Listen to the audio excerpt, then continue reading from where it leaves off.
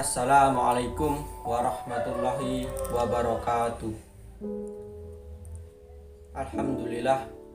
Alhamdulillahirabbil alamin.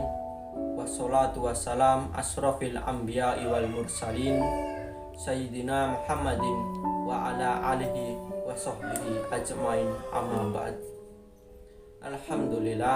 Alhamdulillahirabbil alamin.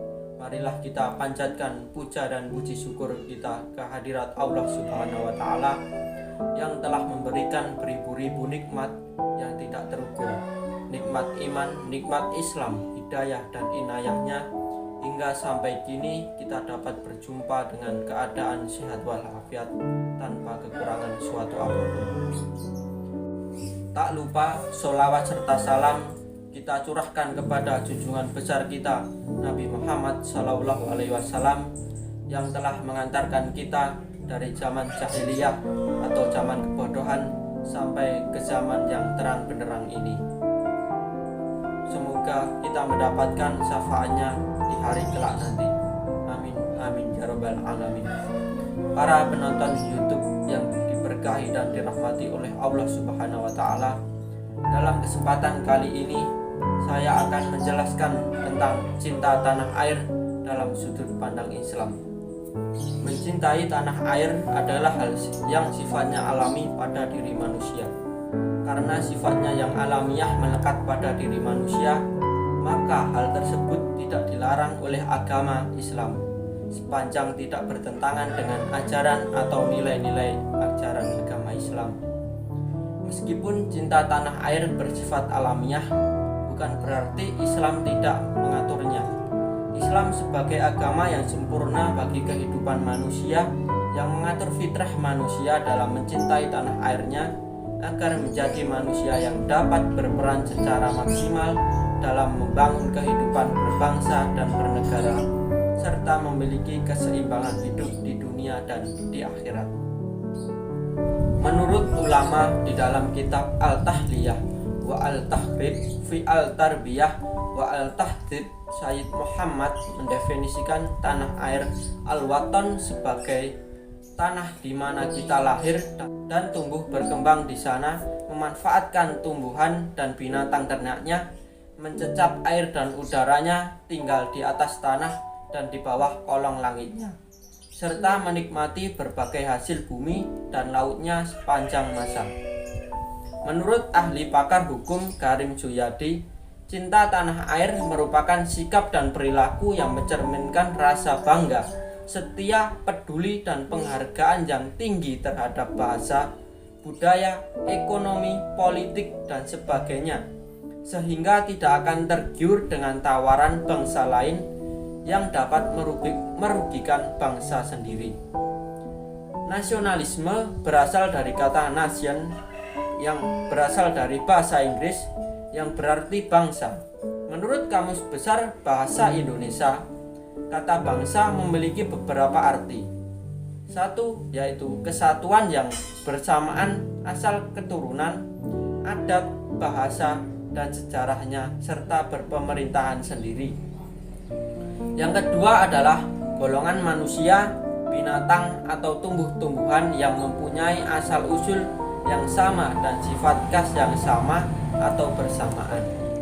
Yang ketiga adalah kumpulan manusia yang biasanya terikat karena kesatuan bahasa dan kebudayaan dalam arti umum dan biasanya menempati wilayah tertentu di muka bumi. Istilah nasionalisme yang telah diserap ke dalam bahasa Indonesia memiliki dua pengertian: paham ajaran untuk mencintai bangsa dan negara sendiri, dan kesadaran keanggotaan dalam suatu bangsa yang secara potensial atau aktual bersama-sama mencapai, mempertahankan, dan mengabdikan identitas, integritas, kemakmuran, dan kekuatan bangsa. Nasionalisme dalam arti sempit dapat diartikan sebagai cinta tanah air. Al-Jurjanji dalam kitabnya Al-Ta'rifat mendefinisikan tanah air dengan Al-Watan Al-Asli. Al-Watan Al-Wasli huwa maulidu rijuli wal badalul ladzi huwa fihi, yang artinya adalah Al-watan al-asli yaitu tempat kelahiran seseorang dan negeri di mana ia tinggal di dalamnya. Ali Al-Jurjaji, Al-Ta'rifat Beirut, Dar Al-Kitab Al-Arabi 1405 Hijriah, halaman 327. Salah satu ayat Al-Quran yang menjadi dalil cinta tanah air menurut penuturan para ahli tafsir adalah Quran surat Al-Qasas ayat 85. A'udzubillahi minasyaitonirrajim. Bismillahirrahmanirrahim. Innalladzi farada 'alaikal Qur'ana laradduka ila ma'adin qur rabbi a'lamu man jaa'a bil huda wa man huwa fi dhalalim mubin, yang artinya adalah sesungguhnya Allah yang mewajibkan engkau Muhammad untuk melaksanakan hukum-hukum Al-Quran benar-benar akan mengembalikanmu ke tempat kembali. Katakanlah Muhammad, Tuhanku mengetahui orang yang membawa petunjuk dan orang yang berada dalam kesesatan yang nyata. Para mufasir dalam menafsirkan kata ma'adin terbagi menjadi beberapa pendapat. Ada yang menafsirkan kata ma'adin dengan Makkah, akhirat, kematian, dan hari akhir. Namun menurut Imam Fakir Al-Din Ar-Razi dalam tafsirnya Mafatih Al-Ghaib mengatakan bahwa pendapat yang mendekati yaitu pendapat yang menafsirkan dengan Mekah. Syekh Ismail Haqqi Al-Hanafi Al-Kaiwati dalam tafsirnya Ruhul Bayan mengatakan di dalam tafsirnya ayat surat Al-Qasas ayat 85 terdapat suatu petunjuk atau isyarat bahwa cinta tanah air sebagai sebagian dari iman. Rasulullah Shallallahu Alaihi Wasallam bersabda dalam perjalanan hijrahnya menuju Madinah, banyak sekali menyebut kata tanah air. Kemudian Allah Subhanahu Wa Taala mewujudkan permohonannya dengan kembali ke Mekah. Sahabat Umar radhiyallahu anhu berkata, jika bukan karena cinta tanah air, niscaya akan rusak negeri yang jelek atau gersang. Maka sebab cinta tanah airlah dibangunlah negeri-negeri. Selanjutnya, ayat yang menjadi dalil cinta tanah air menurut ulama yaitu Al-Quran surat An-Nisa ayat 66. A'udzubillahi minasyaitonirrajim. Bismillahirrahmanirrahim. Walau anna katabna alaihim aniqtulu anfusakum awikhruju min diyarikum ma fa'aluhu illa qalilum minhum. Walau annahum fa'alu ma yu'aduna bihi lakana khairan lahum wa ashadda tathbita, yang artinya adalah dan sekalipun telah kami perintahkan kepada mereka, bunuhlah dirimu atau keluarlah kamu dari kampung halamanmu. Ternyata mereka tidak akan melakukannya kecuali sebagian kecil dari mereka. Dan sekiranya mereka benar-benar melaksanakan perintah yang diberikan, niscaya itu lebih baik bagi mereka dan lebih menguatkan iman mereka. Syekh Wahab Al-Juhaili dalam tafsirnya Al-Munir bil Aqidah wal Syariah wal Manhaj menyebutkan di dalam firman-Nya terdapat isyarat akan cinta tanah air dan ketergantungan orang dengannya, dan Allah menjadikan keluar dari kampung halaman sebanding dengan bunuh diri dan sulitnya hijrah dari tanah air. Ayat Al-Quran selanjutnya yang menjadi dalil cinta tanah air menurut ahli tafsir kontemporer Syekh Muhammad Mahmud Al-Hijazi yaitu pada surat At-Taubah ayat 122. A'udzubillahi minasyaitonirrajim. Bismillahirrahmanirrahim. Wa ma kanal mu'minuna liyanfiru kaffah falaula nafara min minhum ta'ifah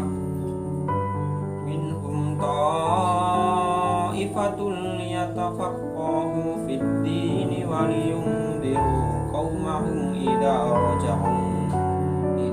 raja'u ilaihim la'allahum yahdharun. Yang artinya adalah, dan tidak sepatutnya orang-orang mukmin itu semuanya pergi ke medan perang. Mengapa sebagian dari setiap golongan di antara mereka tidak pergi untuk memperdalam pengetahuan agama mereka dan untuk memberi peringatan kepada kaumnya apabila mereka telah kembali agar mereka dapat menjaga dirinya. Syekh Muhammad Mahmud Al-Hijazi dalam tafsir Al-Wadih menjelaskan ayat di atas. Artinya, ayat tersebut mengisyaratkan bahwa belajar ilmu adalah suatu kewajiban bagi umat secara keseluruhan. Kewajiban yang tidak mengurangi kewajiban jihad, dan mempertahankan tanah air juga merupakan kewajiban yang suci, karena tanah air membutuhkan orang yang berjuang dengan pedang, senjata, dan juga orang yang berjuang. Imam Suyuti di dalam menjelaskan hadis sahabat Anas di atas memberikan komentar di dalamnya. Hadis tersebut terdapat unsur disyariatkannya cinta tanah air dan merindukannya. Hadis berikutnya yang menjadi dalil cinta tanah air yaitu hadis riwayat Ibn Ishaq, sebagaimana disampaikan Abu Al-Qasim Syihabuddin Abdurrahman bin Ismail yang masyhur dengan Abu Syamah dalam kitabnya Syahrul Hadis Al-Muhtafa fi Mab'atsil Nabi Al-Mustafa. Al-Suhaili berkata, dan di dalam hadis tentang Waraqah bahwasanya ia berkata kepada Rasulullah SAW, sungguh engkau akan didustakan. Nabi tidak berkata sedikit pun. Lalu ia berkata lagi, dan sungguh engkau akan disakiti. Nabi pun tidak berkata apapun. Lalu ia berkata, sungguh engkau akan diusir. Kemudian Nabi menjawab, apa mereka akan mengusirku? Al-Suhaili menyatakan disinilah terdapat dalil atas cinta tanah air dan beratnya memisahkan dari hati. Pemaparan tadi menunjukkan bahwa cinta tanah air memiliki dalil yang bersumber dari Al-Quran dan hadis. Memiliki rasa cinta tanah air itu sangatlah penting, karena rasa cinta tanah air merupakan salah satu kewajiban kita sebagai warga negara. Dengan adanya rasa cinta tanah air, suatu negara akan semakin kuat atau terjaga karena warga negaranya. Pemaparan tadi menunjukkan bahwa cinta tanah air memiliki dalil yang bersumber dari Al-Quran dan hadis.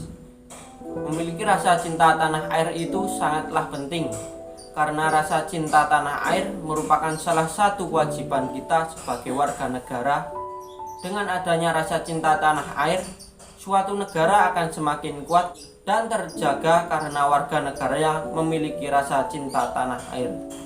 Maka dari itu, memiliki rasa cinta tanah air itu sangatlah penting untuk menjaga keutuhan wilayah suatu negara. Para penonton YouTube yang diberkahi dan dirahmati oleh Allah Subhanahu wa Ta'ala, demikianlah yang dapat saya sampaikan pada pertemuan kali ini. Saya meminta mohon maaf jika ada kesalahan atau kekurangan dalam penyampaian. Akhirul kalam, subhanakallahumma wa bihamdika asyhadu an la ilaha illa anta astaghfiruka wa atubu ilaik. Walhamdulillahirabbil alamin. Wassalamualaikum warahmatullahi wabarakatuh.